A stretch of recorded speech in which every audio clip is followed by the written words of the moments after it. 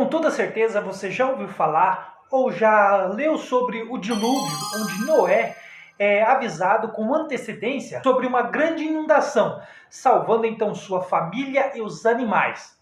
Mas talvez o que você nunca ouviu falar é em um dilúvio muito anterior a esse de Noé, descrito na Bíblia. Salve, salve galera, eu sou Denis Bofarim e no vídeo de hoje vamos falar sobre a descoberta desse dilúvio, muito anterior ao dilúvio da Bíblia. Em 3 de dezembro de 1872, George Smith, um inglês de 32 anos, fez uma leitura surpreendente diante dos especialistas da Sociedade de Arqueologia Bíblica de Londres. Ele leu um poema que descrevia um dilúvio muito mais antigo do que o relatado na Bíblia. Descrevia como os deuses enviaram uma inundação para destruir o mundo, o que somente um homem chamado Utnapishtim foi avisado para construir um navio gigante e nele abrigar sua família e todos os seres vivos. Um texto gravado em uma placa de argila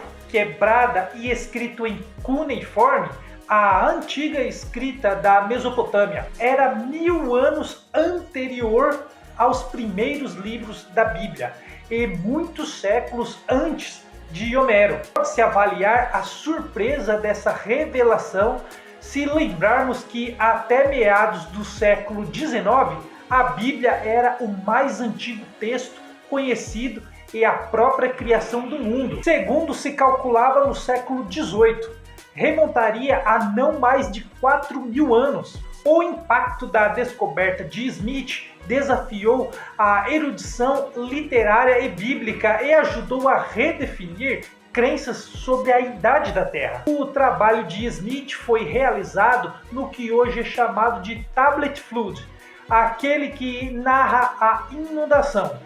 Um dos episódios da Epopeia de Gilgamesh, um antigo poema épico da Mesopotâmia, é uma das primeiras obras conhecidas da literatura mundial.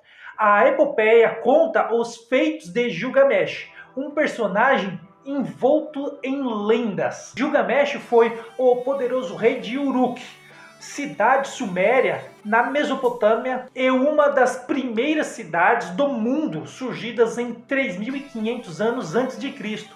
Foi o quinto rei da primeira dinastia de Uruk e teria reinado por volta de 2650 a.C.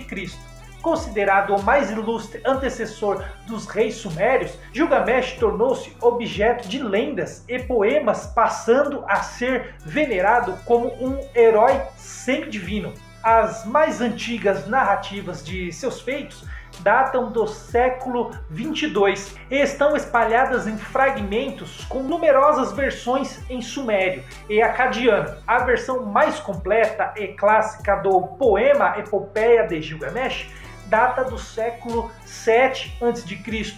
e provém da grande biblioteca de Assurbanipal, o último grande rei da Assíria. Todas as versões foram escritas em tabuinhas de argila, o que permitiu chegar aos nossos dias, dada a resistência e durabilidade desse material, muito maior do que os papiros e pergaminhos egípcios, gregos e romanos. As tabuinhas decifradas por Smith haviam sido recuperadas em 1849, durante as escavações realizadas pelo arqueólogo inglês Austen Henry Layard, em Nínive, no atual Iraque.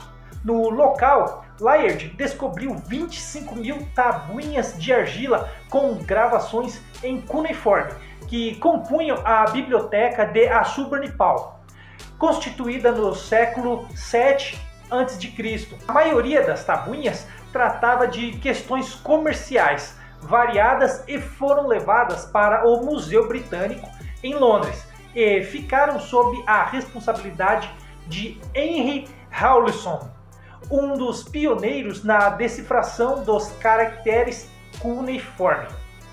Entre os anos de 1835 e 1843, ele decifrou a inscrição da Berunstun, localizada no Irã, que trazia uma declaração de Dário I, o rei da Pérsia. George Smith era então um pesquisador autodidata dos estudos da Mesopotâmia, que passavam horas e horas no Museu Britânico estudando as tabuinhas em cuneiforme. Em 1861, Smith foi contratado pelo Museu Britânico para organizar o grande número de tabuinhas em sua coleção. Levariam 10 anos para ele chegar ao relato do dilúvio, o que aconteceu em novembro de 1872. Era, contudo, um fragmento e Smith queria reunir toda a história. Em troca de exclusividade, o jornal London Daily Telegraph ofereceu-se para financiar uma escavação liderada por George Smith em Nínive. Ele procurava as peças que faltavam para completar a história iniciada por suas traduções iniciais. A jornada resultou na descoberta de algumas tábuas perdidas e também de fragmentos que registraram a sucessão e a duração das dinastias babilônicas. Em novembro de 1873, Smith realizou uma segunda expedição a Nínive, desta vez patrocinado pelo Museu Britânico, e novas descobertas foram feitas. Em março de 1876, os curadores do museu enviaram-no mais uma vez para escavar o restante da biblioteca de Assurbanipal. Em agosto daquele ano, quando estava em Iqsji, uma pequena aldeia síria a 100 km de Alepo, Smith adoeceu com uma aguda disenteria. Ele morreu em Alepo em 19 de agosto de 1876.